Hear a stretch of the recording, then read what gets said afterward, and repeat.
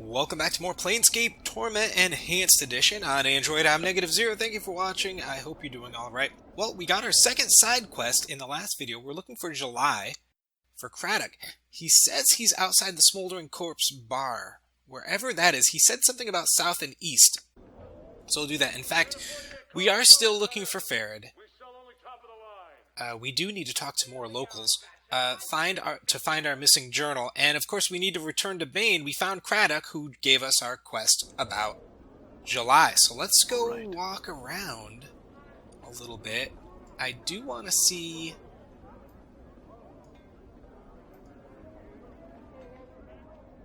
around these buildings. What's in here?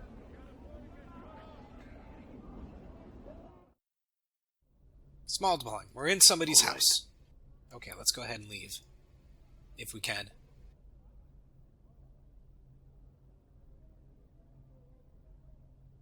Okay, there we go. The one thing I don't like so far is that it's really hard to figure out how to exit buildings. When these things don't highlight except when you click them, that's bad. Can you go inside? Somebody else's house. I'm gone. There we go. Right. A lot of thugs walking around. That's for sure. Oh, what is this? Who are you? Creedon, this foul-looking man is quick to notice he's caught your attention. In moments, he's upon you hawking his wares. He carries a long wooden pole. Dozens of skinned and cooked rats dangle from it. As he speaks, he gestures to them with a broad, filth-encrusted hand, smiling a yellowed, snaggle-toothed grin all the while. Oi, Cutler! How you doing there? What sort of delicious ratsies is he interested in this fine day? Let's examine the rats. Each rat has been skinned and gutted, their feet and tails removed. They dangle from the pole by hooks punched through their necks. As you examine the various manners in which they've been prepared, you realize their heads are slightly misshapen. A bulbous knot of bone protrudes from each cranium, covered in whorls that give it the appearance of brain tissue. Those are strange-looking rats. Ah, you've a keen eye there, Cutler. All I sell is brain vermin, I do. I'm sure you'll find they've got a much richer flavor than your usual rat. Quite nice, really. He proffers them to you once more, waving the pole before your face enticingly.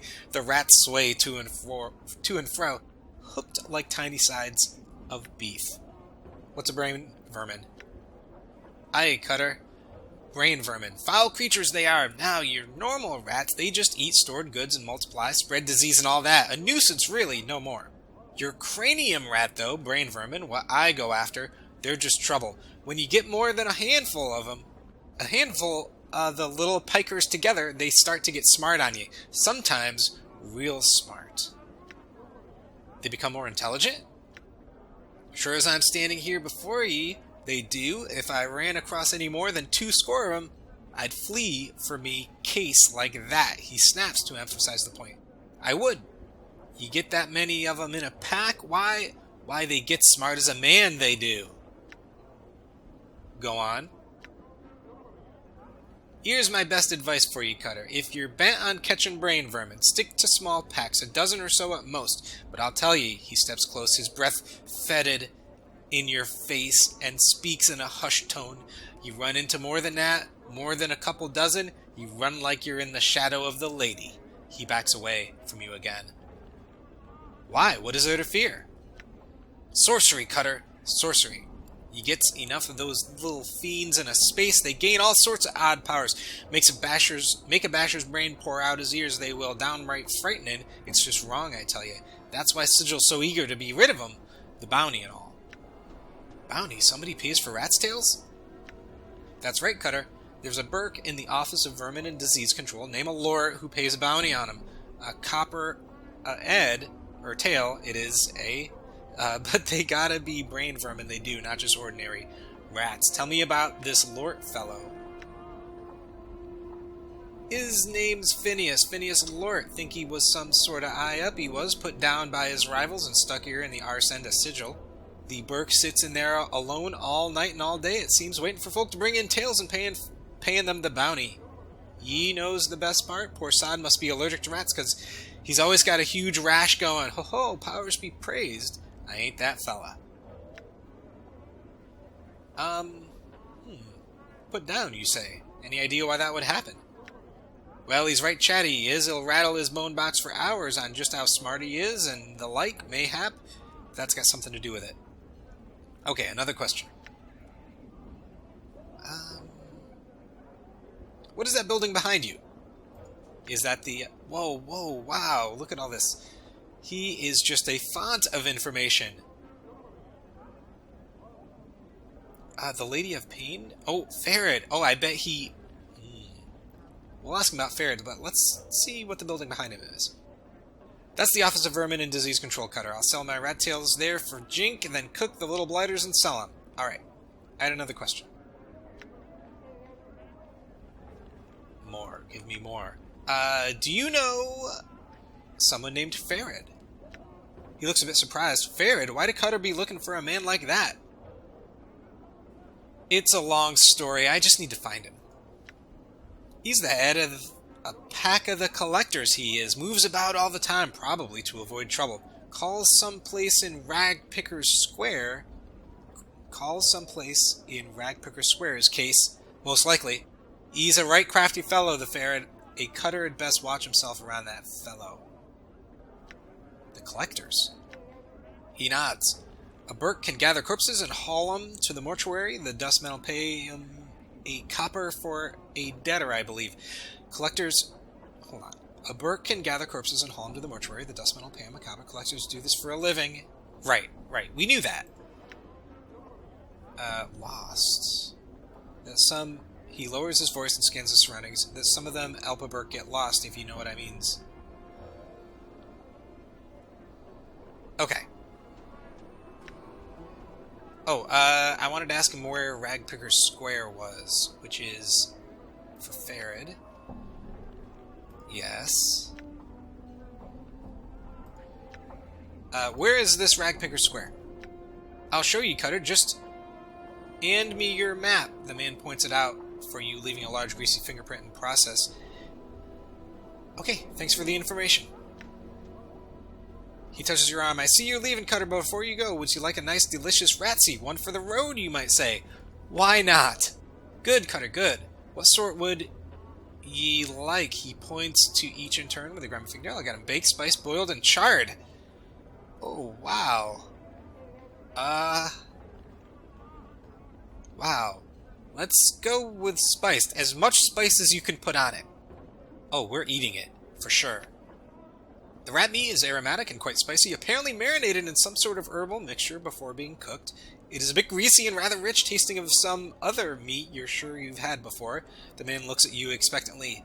Did you like? Would you like another? No more for me, thanks. Okay, so this is the rat place. So, I don't know if we really need to... You know what? Maybe we go in and then we come right out just so it's on the... Just so it's on the map. Alright, so that's the guy. Okay. And now... Oh, no. Get away from those guys. Get away from those guys. These guys down here. Okay, so on the map... Hive dwelling... Reskin's Kip, Hive Dwelling. So there's nothing... Oh, maybe something around this way. Maybe we can go straight south. Oh, no, we can't. Okay. So, let's go over here.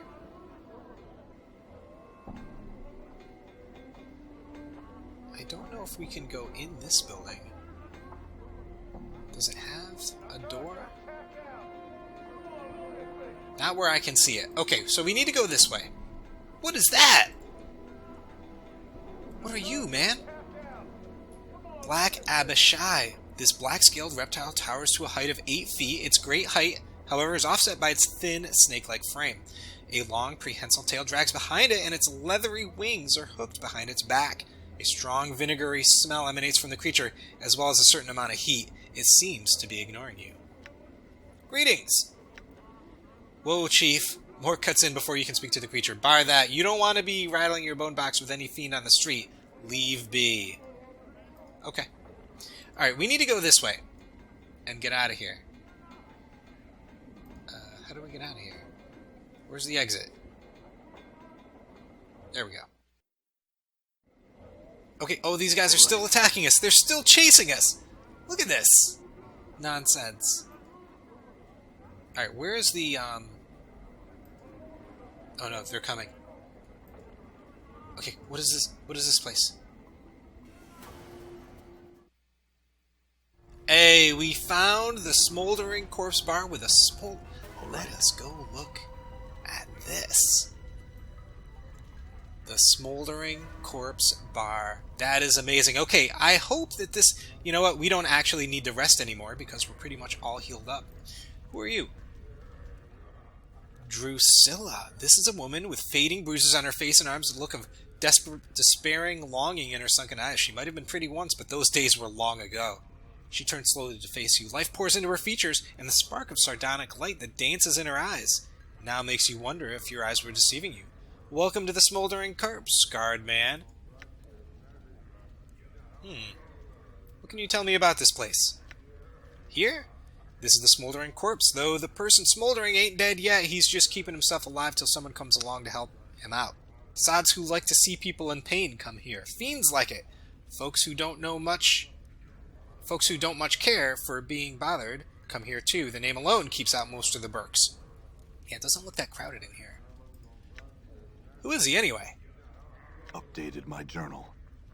That despair you saw on her face before flits across it again like a black-winged shadow before she masters herself. That's Ignis, one of the greatest wizards ever to come out of this slummy excuse for a cesspool. They caught him, and they opened a channel to the plane of fire through him, and now he's just a doorway for it, keeping himself alive by force of will alone. If someone could douse him for a few moments, it'd give him his life back again, but they don't make enough water to do that. What's your connection to him? Her voice practically throbs with a deep ache. I was Ignis's lover, and he, my beloved. He loved the flame more than me, and now he's become the flame. And because I love him, I love the flame. But that's all done with now. Now I wait for him to douse himself. I sell what little I have, just so I can be near him. Very well. Alright,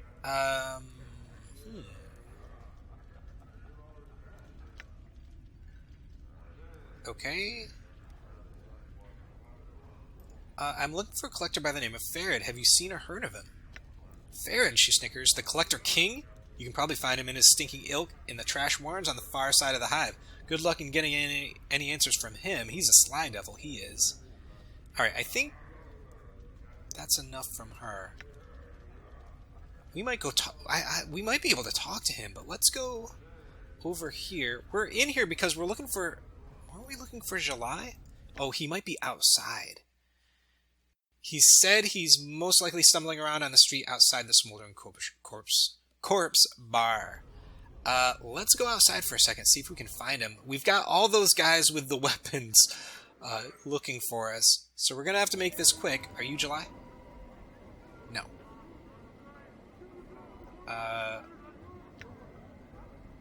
Farewell.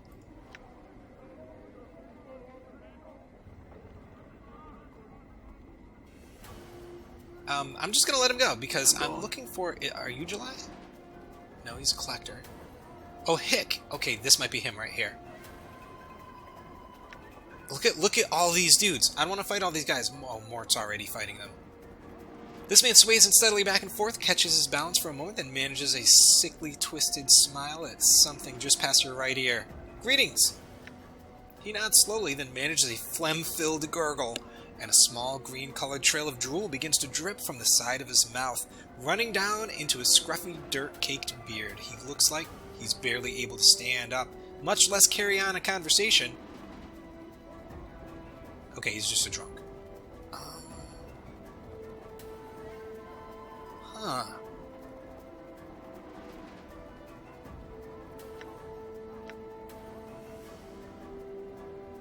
I think we're gonna have to fight these guys. There's only 3 of them.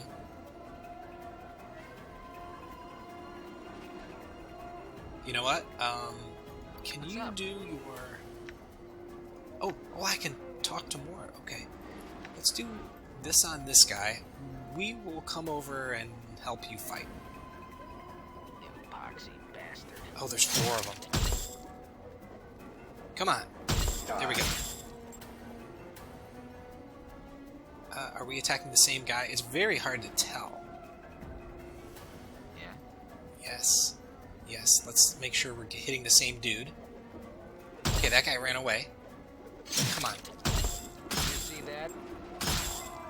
that? It's better if they attack Mort. Mort's got a armor class of 2, which is really good because we have 1 of 10. We have no armor at all.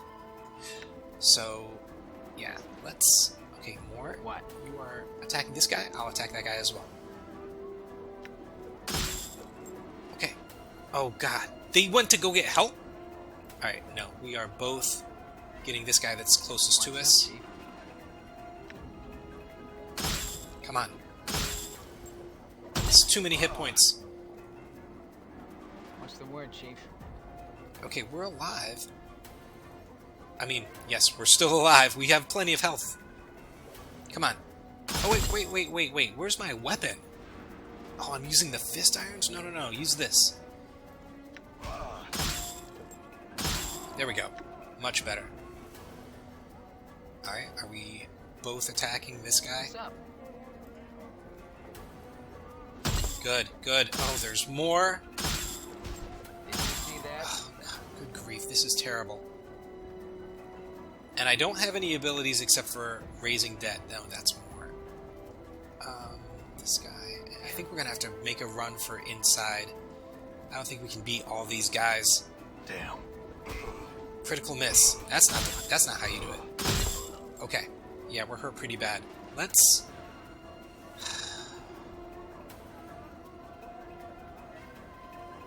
How many hit points do I have? 8. Let's use the charm.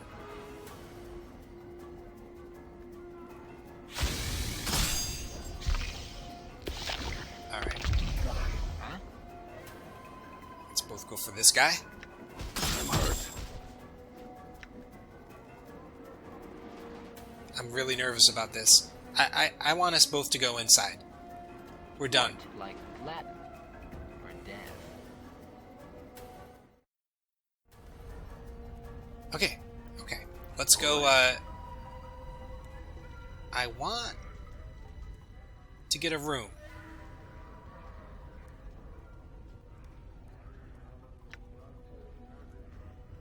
I'm looking for a journal.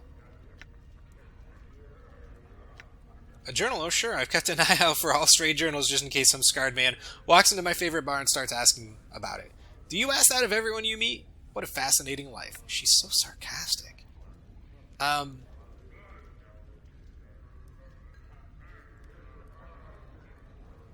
just answer my questions and let's get through this. Okay, I'm done talking to you. Alright, she's just upset her boyfriend's on fire. Okay, let's... Ooh, look at this guy. Mercy Killer Patron. You see a lad who barely looks a day over 18. His face seems to betray some tension. Help you, Cutler? Who are you? Oh, wait. Yeah, who are you? I'm Caleb. I'm a mercy killer. I'm here with Turner and Ilsiden to catch my first criminal. Oh, what can you tell me about the mercy killers? Well, I have to get used to saying that now. Believe that justice is the most important thing in existence. I believe that without justice, there's no meaning, and without meaning, we might as well go off and kill ourselves. I don't want to kill myself, so I decided justice is the meaning. If you want to know more, you ought to ask one of these other two or find one of our recruiters. They'll talk your ear off. He doesn't sound that into it. Okay, will do, thanks. I want to rent a room. You see a leather-skinned man with just a hint of ashen color to his face. His teeth seem sharper than normal, and his eyes are filled with boredom that comes with having seen too much. His voice is nasal and clipped. You again? What do you want this time? I must have come here in a previous life. I...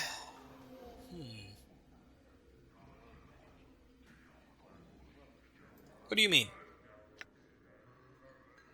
Yeah, you again. You got a hearing problem or something now? You was in here about 15 years ago. Okay. Got all bubbed up, smashed up the place, and left a pile of coin. That wasn't enough to pay for the damages, so you plucked out your own bleeding eyeball and tells me you'll be back to reclaim it when you got 200 coins together.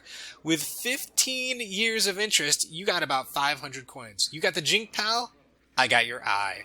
Wow. Okay. So I'll show you in the inventory. I don't know if I've talked about it before, but like the one thing we have is one eyeball. And that's it. I don't even have close to that. We're not even... That's ridiculous, 500. That's the price. Take it or pike it.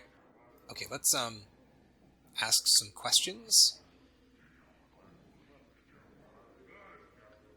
Who are you? Who are you? I'm Barkus, owner and keeper of this place. What is this place? Didn't you see the sign? It's a smoldering corpse. Right. Okay, I kind of... Can we not ever rent a room anywhere and rest? I want to rest.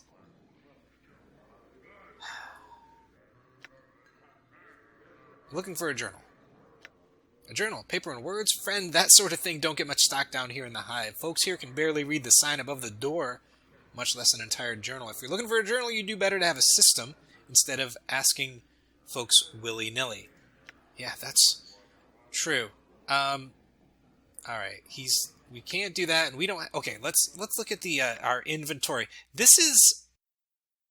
Okay. Tattoo, wrist, left ring, chest, earring, eye. I have an eyeball. Why does he have my other eye? There's no place to put my other eye. Take a look at this. This is your eye. It looks like it's seen better days. That's all we got. We got one eye. We have no ear. We have no tattoos. Nothing. Alright. So, we still need to... Can we go in here? What's in here? Oh, hello. This... What does that say? This once functional door is now nailed shut and barred on the inside to protect against thieves. Okay. Alright, so we have these guys. Oh, we have more of the lizard guys. Who are you? Smoldering Corpse Patron. Yeah, what do you want? Looks like you could use a healer, he laughs loudly at his own poor humor, and the nauseating stench of liquor and poorly chewed food washes over you. How is that a joke? Oh, I thought he was going to tell us something about healing. Who are you? Me, I'm Andor. He weaves on his feet. Used to be a hell of a fight man too, but that is before the bub took a hold of me. Friends called me Slappy because I was so good at doing it to people, but now they call me Slappy because so many women do it to me when I talk to them. That's pretty good. That's pretty good. That's great. Can you answer some questions? Alright, we know where Farad is. Oh, see, I don't need anything. Who are you? Mochai. You see someone dressed as a female dustman with a half-empty glass in her right hand. As you near her, she calls out to you. You! Over here! You notice that there's something wrong about her, and your exposure to the dustman leads you to believe that she's just too lively to be a real member of the faction. Okay. Hey, Cutter, buy a lady a drink? Sure, here's 5 coins. My thanks, Cutter. May you find the true death. She pockets your money and looks nervously off towards the front of the bar. Give me some answers for my jink now. What do you want to know? You're not really a dustman, are you? Why do you say that? Because you don't act like a dusty and you're not offering contracts. In fact, you're taking money instead of giving it out for that corpse labor they do at the mortuary. She stifles a squeak of terror and hastens to explain, No. I'm not a dustman. I just found these robes in the street, and I didn't have enough money to get good clothes, and I heard there was a dustman thief around, but you could probably find him somewhere else in the southwest part of the hive. I saw him, but I hid from him. Please don't hurt me. I'm not going to take my money back. I'm not planning on it. You ought to know that you're not pulling it off too well. Now answer some questions. Tell me about the other patrons here. Don't know, they're just people. I don't deal much with people unless they're buying me a drink. She looks at you hopefully. I just gave you a drink. Who are you? Me? I'm Mochai. I just like to drink here, and she loses her train of thought momentarily. I'm just a person, you know? Okay, these people are so weird.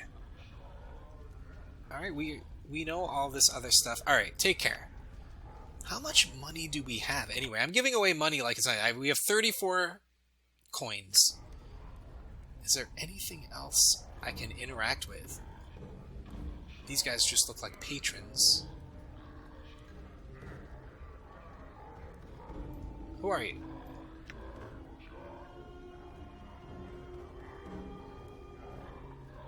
Oh, wait. This is a slightly balding man with a cynical cast to his face. He speaks in a staccato voice, rapping out each word distinctly and clearly. What do you want, Cutler? What was that you and your friend were saying about Sigil? I didn't even notice they were saying anything. But let's go with that. Oh, wow. Okay. My cousin, he stresses the word as if to emphasize that he has no choice in his acquaintance, has recently come here from her backwater prime world. My uncle, a renowned wizard, brought her here to expand her horizons. She labors under the delusion that this is the center of the multiverse, and she thinks it's somehow important. Since I've lived here my whole life, I know otherwise. It's a place the powers and plane-born overlook, just as humans overlook the squirrels in their city parks. It's not important, and the sooner humans come to realize they're not important, the better off they'll be. Really, I have to hear her justification for this. In the meantime, can you answer some questions for me? Alright, so just the same old stuff. This is a woman with a far-off cast to her face. She's not exactly young, nor is she exactly old. Perhaps it's the expression of slight disbelief that's etched across her features. The expression says that she doesn't believe her senses. When she focuses on you, she speaks sharply but not angrily. Do you need something? Let's ask her about Sigil. He's not my friend, he's my cousin. He was just telling me that this isn't the center of the multiverse, despite it being located smack in the middle of the Outlands, despite it being the focal point of portals from all over the cosmos. There isn't a known place with more. Despite all the quarreling the gods do over it, despite the sheer variety and concentration of power that accumulates here. There's no place like this in the cosmos, and he's telling me it's nothing special? Ha! That's an interesting perspective. Perhaps you both have elements of truth. Perhaps you're correct, but I find that such relativism is often beyond me. Either the place is important or it's not. Paradox may fuel the planes, but there must be sense to it somehow. Alright.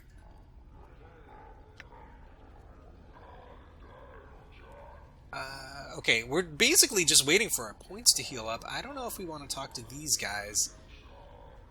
Let's try it. Oh, okay, this one talks. You see a scaled fiend who looks very similar to the one standing next to him. In addition to the pierced left ears, both are black-hued and reptilian, with bat wings tucked against themselves. This one is missing a tooth on its right side. Ah, Tagarin. Our old friend has returned to pay us a visit.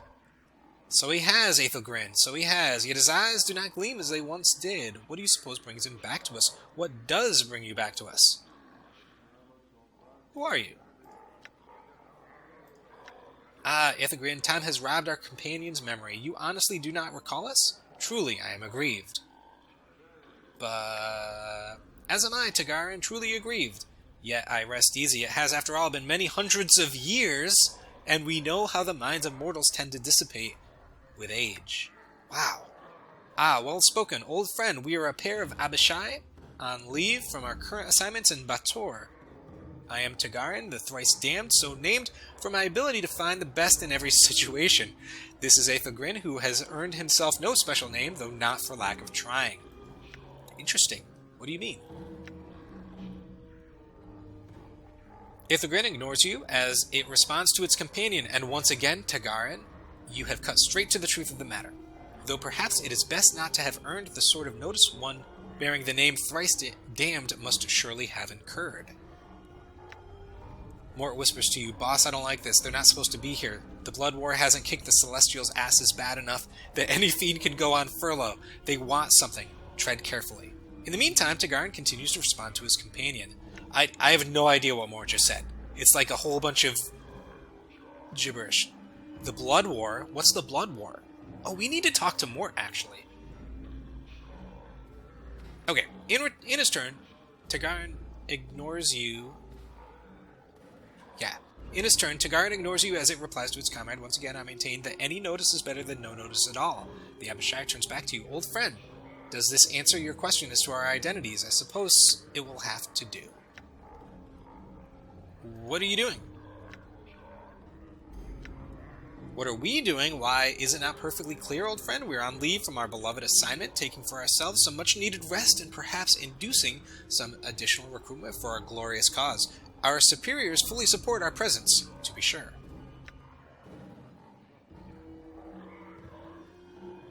In a more immediate sense, we are taking our entertainment in this delightful establishment, and of course we are celebrating the return of our old friend. However, the stench of the breezes, which occasionally waft the scent of goodness in the door, debases us somewhat, leaving us physically, mentally, and spiritually weaker. Fortunately, the air in this ward of the city carries a delicious tang of pain and supplication. Wouldn't you agree? Again, the fiend smiles broadly at you. I feel like we may have been a terrible evil person in our past life. It's entirely possible. Tell me about fiends. As we see it, there are two kinds of fiends, those who are correct and those who are not. Our side, that of the Batezu, is correct. The other side, that of the cursed, hated, chaotic Tanari, is incorrect and must be exterminated. We hold the Tanari directly responsible for the Blood War. Were it not for them, we could have settled the lower planes in peace and wouldn't have all the bother of fighting this wretched war, nor would the unfortunate spillovers into other planes be such a cause for concern among the namby-pambying do-gooders. The Tanari are directly to blame for the multiverse's sad state of affairs. That's not really what I was asking. I wanted to know what differentiates you from them. The fiend pauses a moment and then brightens. Ah, yes, you see, we represent law and order. Those who break the law must be punished. If we have no law, we have only anarchy, and surely you can see what anarchy has done for the Abyss. It has spawned horrors beyond imagining. Any excesses the Batezu state may have indulged in are simply to counter the rising tide of chaos represented by the Tanari. We mean no harm to anyone, we just prefer to understand where the boundaries are. Okay, thank you. That's very confusing. Alright, so I think we've done everything in here that we could. I think we're going to take a break. I'm going to kind of hang out and heal up, and then we're going to go back outside, try to kill those guys again, and finally find July. But we did find the Smoldering Corpse Bar. Yet again, a place where we cannot rest and take it easy. Anyway, thank you so much for watching. I hope you've enjoyed our time together. Take care.